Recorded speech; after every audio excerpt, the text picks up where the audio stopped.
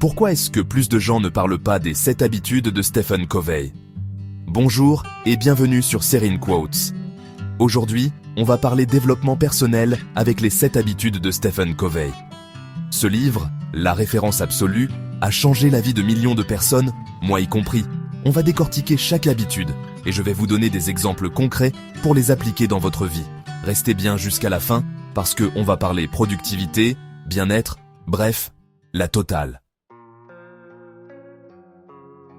You need to watch this if you struggle with taking control of your life. La première habitude, c'est d'être proactif. Cela signifie prendre l'initiative et ne pas attendre que les choses se passent d'elles-mêmes. En gros, ça veut dire arrêter de subir sa vie et devenir acteur de son propre destin. C'est une approche qui demande de la détermination et de la persévérance. Covey explique que face à n'importe quelle situation, on a toujours le choix de la réaction qu'on va avoir. Ce choix est crucial pour notre bien-être et notre succès. Imaginez, vous ratez votre bus. C'est une situation frustrante, mais elle peut être gérée de différentes manières. La réaction classique, c'est de s'énerver. On se sent impuissant et on blâme les circonstances. Mais la réaction proactive, c'est de se dire « Ok, qu'est-ce que je peux faire maintenant ?» Cela ouvre la porte à de nouvelles possibilités et solutions. Prendre un VTC, marcher, appeler un pote. Il y a toujours des alternatives si on prend le temps de réfléchir. Il y a toujours des solutions. Il suffit de garder l'esprit ouvert et de chercher activement des options. Covey dit « Entre le stimulus et la réponse, il y a un espace. Cet espace est notre opportunité de choisir comment nous réagissons. Dans cet espace réside notre pouvoir de choisir notre réponse. C'est là que réside notre liberté et notre capacité à influencer notre vie. Pour appliquer ça concrètement, prenez un papier, un stylo et commencez à réfléchir à vos propres situations. Et notez toutes les situations qui vous stressent en ce moment. Identifiez ce qui vous cause de l'anxiété ou de la frustration. Dessinez 2 cercles. Un pour ce que vous pouvez contrôler et un autre pour ce que vous ne pouvez pas. Cela vous aidera à visualiser vos préoccupations. Et un autre pour ce que vous ne pouvez pas. Concentrez-vous sur le premier cercle et trouvez des actions concrètes à entreprendre. Par exemple, vous ne pouvez pas contrôler la météo, mais vous pouvez contrôler le fait de prendre un parapluie. C'est une petite action qui fait une grande différence. Mais vous pouvez contrôler le fait de prendre un parapluie. En anticipant, vous vous préparez mieux aux imprévus. En se concentrant sur ce qu'on peut contrôler, on arrête de perdre du temps et de l'énergie pour rien. On devient plus efficace et plus serein. Dites-moi dans les commentaires si vous avez fait l'exercice et comment cela a changé votre perspective. Et partagez vos propres exemples de situations où vous avez réussi à être proactif. Ensemble, nous pouvons apprendre et grandir. I will show you how to get the best out of your life. Maintenant qu'on a compris l'importance d'être proactif, il est temps de s'attaquer à la deuxième habitude, savoir dès le départ où on veut aller. Cette habitude est cruciale pour donner un sens à nos actions quotidiennes et pour nous assurer que nous ne nous égarons pas en chemin. En gros, c'est quoi votre objectif ultime?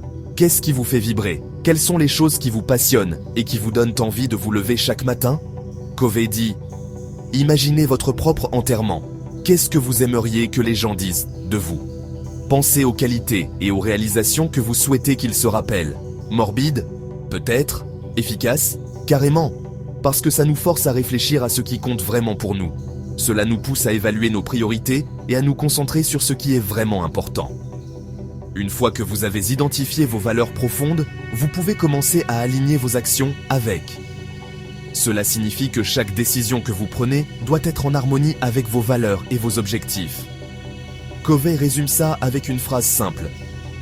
Commencez avec la fin en tête. Cette phrase nous rappelle de toujours garder notre objectif final en vue. Avant de vous lancer dans quoi que ce soit, demandez-vous si ça vous rapproche de votre objectif final. Chaque action doit être un pas vers votre but ultime. Pour vous aider, rédigez une déclaration de mission personnelle. Notez vos valeurs, aspirations, rêves. Un guide pour vous aider à garder le cap. Cette déclaration sera votre boussole dans les moments de doute. Relisez-la régulièrement pour rester motivé et faire des choix en accord avec vos aspirations profondes. Cela vous aidera à rester concentré et à ne pas perdre de vue ce qui est vraiment important pour vous. Are you overwhelmed by endless tasks and distractions? This is why you need to prioritize. On passe maintenant à la troisième habitude. Donnez la priorité aux priorités. Entre YouTube, le streaming, les projets, J'ai vite compris que si je voulais pas finir en burn-out, il fallait que j'apprenne à gérer mon temps.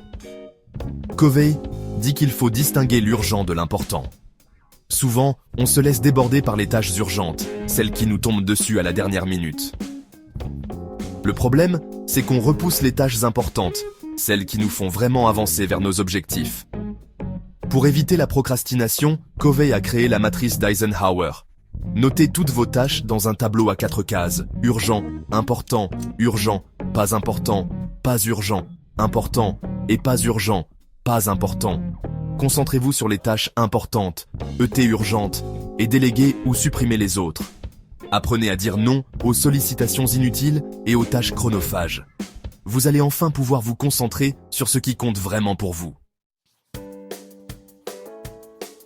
I don't think people understand the importance of gagnant-gagnant. Oubliez l'idée de compétition, de rapport de force. Le gagnant-gagnant, c'est l'art de créer des relations où tout le monde est gagnant. Covey explique que c'est dans la coopération et le respect mutuel qu'on obtient les résultats les plus durables. Au lieu de chercher à écraser l'autre, on cherche à trouver un terrain d'entente, une solution qui satisfasse tout le monde. Ça demande de l'empathie, de l'écoute et une bonne dose de communication. Quand on arrive à mettre en place ce genre de relation, c'est ultra bénéfique. Que ce soit dans la vie pro ou perso, le gagnant-gagnant, c'est la clé pour des relations saines et épanouissantes. Arrêtez de voir la vie comme un jeu à somme nulle, où il y a forcément un gagnant et un perdant.